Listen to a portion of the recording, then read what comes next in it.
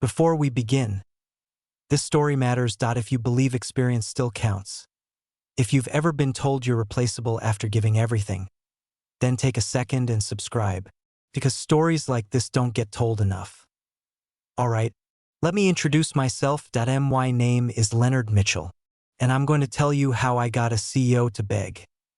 Not metaphorically, not dramatically. Actually, BEG.IT started on a Tuesday evening, when my personal phone rang. Not my work phone, my personal cell. Very few people at Hartwell Manufacturing had that number. I'd worked there nearly 3 decades. You don't give that number out unless it matters.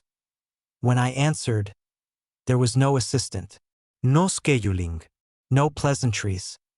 Just the CEO, breathing hard. "What will it take?" he asked. And in that moment, I knew everything had finally caught up to them. But to understand why a CEO was calling a 60-year-old engineer at home, you have to go back 3 weeks. The champagne cork hit the ceiling tile. IT bounced off one of those motivational posters, the kind that says innovation in bold letters, and landed somewhere behind the filing cabinets. Nobody noticed. They were too busy celebrating. Celebrating my work. 3 years. That's how long I spent rebuilding the company's entire financial backbone. We moved from a legacy COBOL mainframe to a modern cloud infrastructure. No downtime during the cutover. 0. For the first time, the board could see real-time financials. Not quarterly printouts. Not delayed reports. Accounts payable ran automatically. Inventory tracking went live. Customer credit analysis finally worked the way it should. Smooth, stable, reliable. I built that system. Line by line, weekend after weekend, late nights while everyone else went home. And while the room was still buzzing with celebration, Tyler Bradshaw walked in. He showed up mid-afternoon. Late as usual, you know the type. Early 30s, MBA from a school his father paid for. Somehow my boss, despite never writing a single line of code in his life, he always carried himself like he was doing you a favor just by acknowledging you. "Len, hey, got a second?" He didn't wait for an answer. He never did. "So, about your bonus." I already knew something was wrong. "Corporate's tightening up post-project payouts," he said. "Policy shift. You understand, right? 27 years. That's how long I'd been there. And this kid was explaining policy to me. "Policy shift," I repeated. Not a question, just words. "Yeah, man, nothing personal. Just belt tightening across the board." He was already moving toward the door, already done with the conversation. Not personal. Not personal like the weekends I spent debugging integration failures, while Tyler posted online about leading digital transformation. Not personal like my granddaughter Emily's college fund, which that bonus was supposed to help pay for. Not personal like the contract clause I negotiated years earlier, when Tyler's father almost outsourced the entire project. That I nodded once. Got it. What I got was clarity. They thought I was disposable. The old guy, the one who rebuilt their systems, the one who survived recessions, acquisitions, and rotating management teams. Just another cost to cut. They were wrong about one thing though. The contract. Buried deep. Page 47. Appendix C. A clause nobody else bothered to read. It said that if the principal architect, me, was removed from active compensated status for more than a few days, the license powering their entire financial system would become invalid. Immediately. I fought hard to get that sentence included. Years ago. Tyler's father rolled his eyes back then. Fine. Whatever. Just get it done. So I made sure my name went into that contract permanently. Insurance. Just in case. Like now. I went back to my desk. The celebration noise faded into background static. Emails piled up. Requests.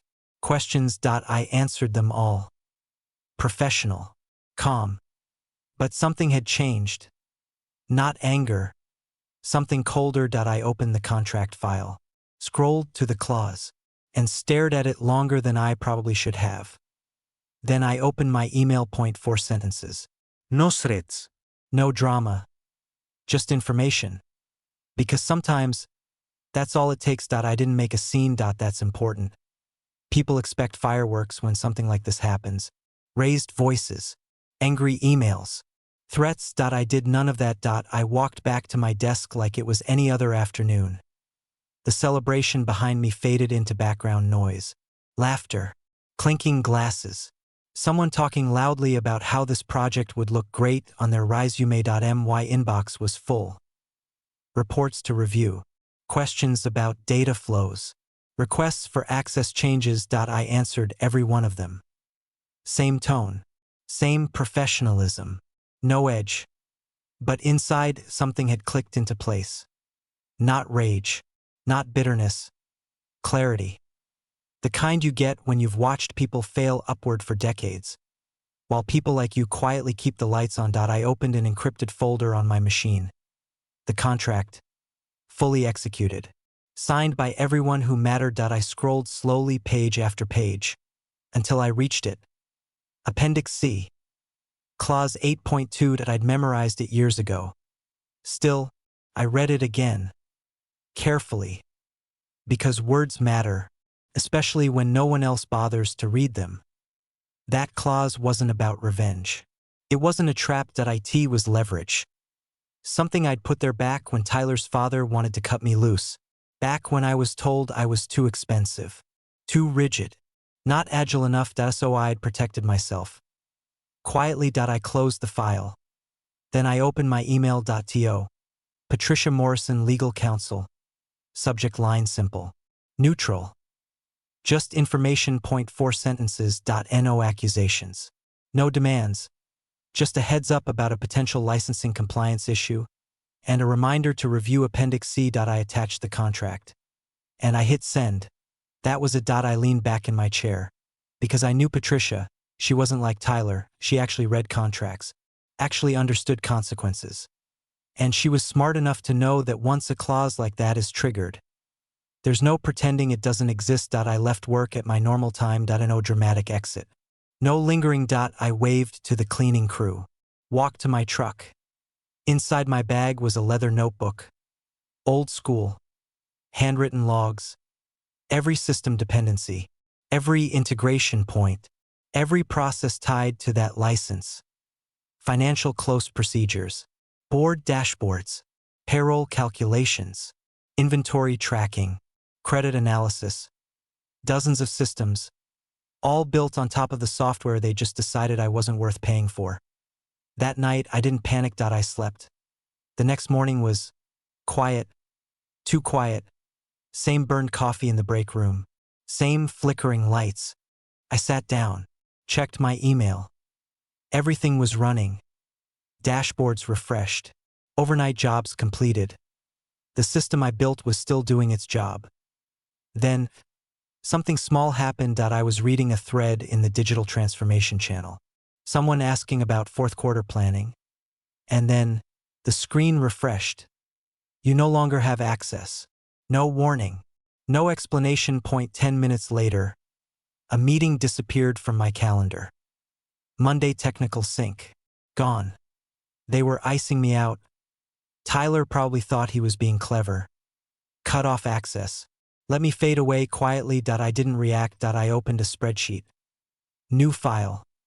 Title at the top. Critical dependencies, and I started listing. Financial close process. Board reporting. Accounts payable. Payroll. Inventory systems. 1 by 1.by lunch. There were dozens. Each with a simple note beside it. What happens if the license goes invalid? Most would fail within days. Some within hours. I worked steadily. No rush. Because this wasn't about speed. It was about inevitability. Tyler never replied to Patricia's email. I could see the read receipt. He ignored it. Probably thought legal was being dramatic. Contracts were just paperwork. That Friday, I did something I hadn't done in nearly 30 years. I backed everything up. Every script, every diagram, every piece of documentation. Encrypted. Saved. Not sabotage. Preparation. That weekend, I went fishing. Didn't catch anything. That wasn't the point. I sat on the boat thinking about the clock. 96 hours. That was the window. I thought about Emily, my granddaughter. Smart kid. Wants to be an engineer. That bonus would have covered a lot. I thought about Tyler's smirk.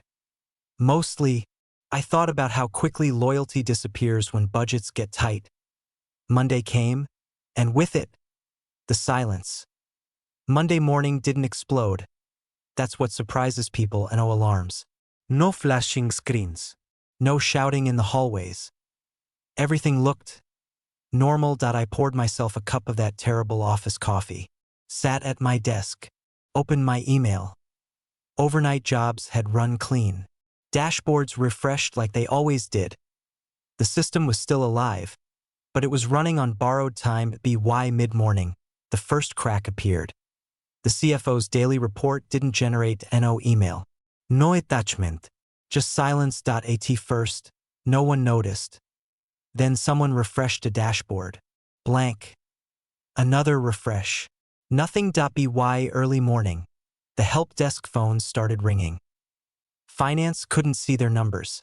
Operations couldn't check inventory. Sales couldn't track orders.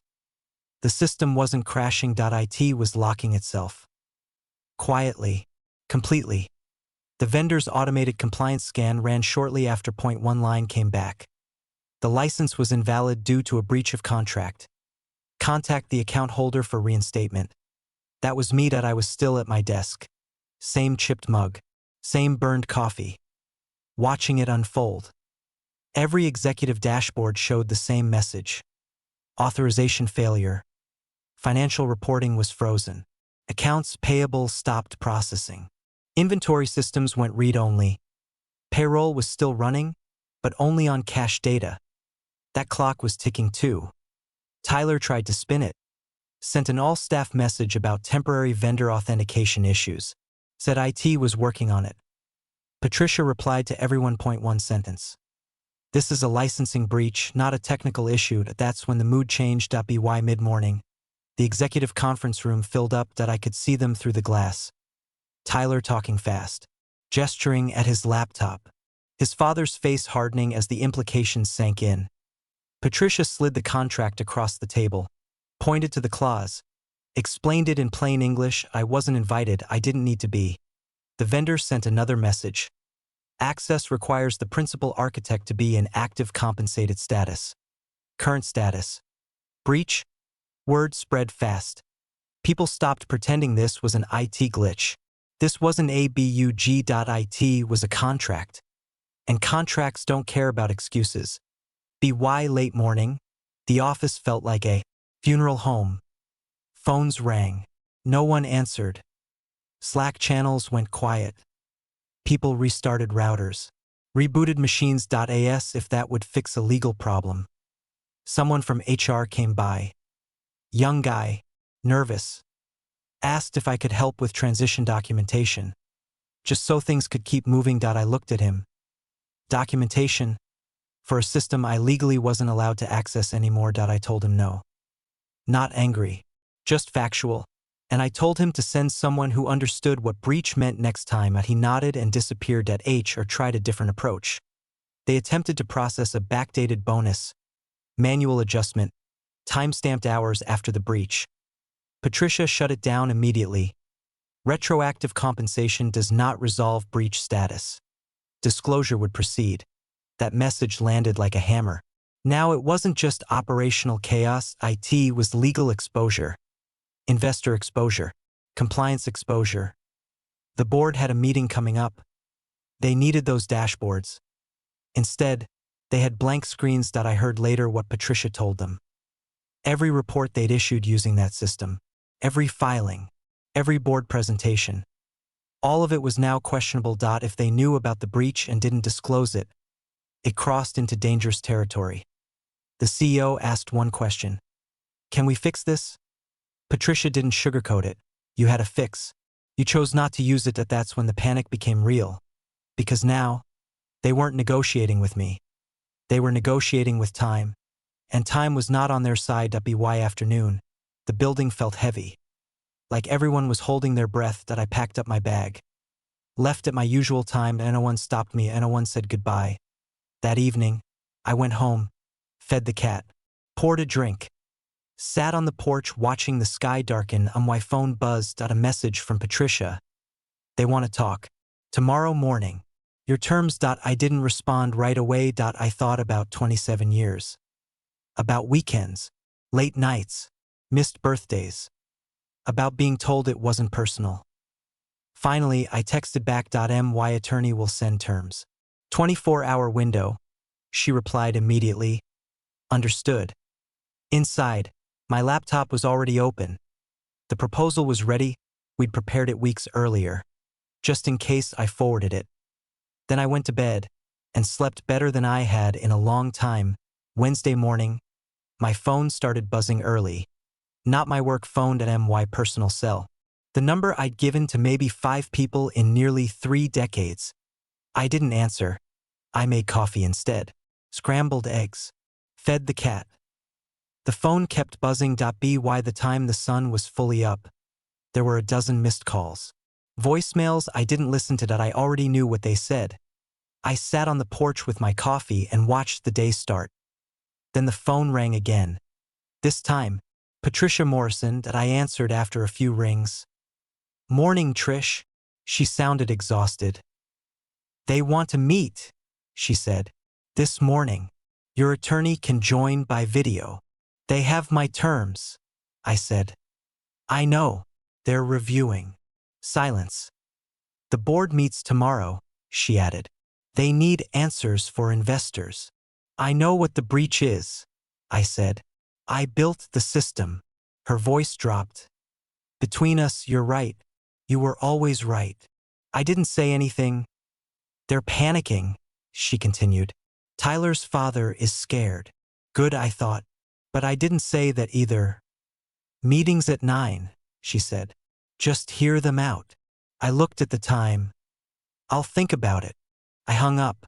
At 8:30, I called my attorney. They'll try to negotiate, he said. Hold firm. I know. And Leonard, he added. You don't have to go in. I know that too. But I wanted to see their faces. I arrived a few minutes early. Old habit. Patricia met me in the lobby and walked me to the big conference room. Inside were the people who suddenly remembered my name. The CEO, the CFO, HR. Tyler sat in the corner, quiet, eyes down at my attorney appeared on the screen. The CEO stood when I entered. Extended his hand, I didn't take it, I sat down. Leonard, he said. Thank you for coming. I waited. He cleared his throat. We've reviewed your proposal, the situation, the breach. Paused. The amount you've requested is substantial. No, I said. The room froze. I'm sorry, he said. No alternatives, I continued. Those are the terms. You have until this evening. The CFO leaned forward. That's a lot of money for what amounts to a contractual technicality. I looked at him. You can't access your financial systems. You can't report earnings. Payroll stops in days. Your board meets tomorrow. I paused. You still calling that a technicality? He leaned back. The CEO tried again. You've been with us a long time. We value you. You valued me until it cost you something, I said. Silence. You had middle ground, I continued. It was called honoring your contract. That option was gone. The CEO rubbed his face. This feels like extortion. No, I said calmly. This is the consequence of ignoring an agreement you signed. I looked at Tyler. You told me it wasn't personal. He finally looked up. This isn't personal either, I said. It's just business. He flinched. The CEO stood. I need to make some calls. Can you give us an hour? I checked the time. You have until 5. I stood up and walked out. I spent the rest of the morning at a coffee shop. Good coffee, for once. People walked by outside. Regular day. At around mid-afternoon. My attorney called. They accepted, he said. Wire is processing. All of it? I asked.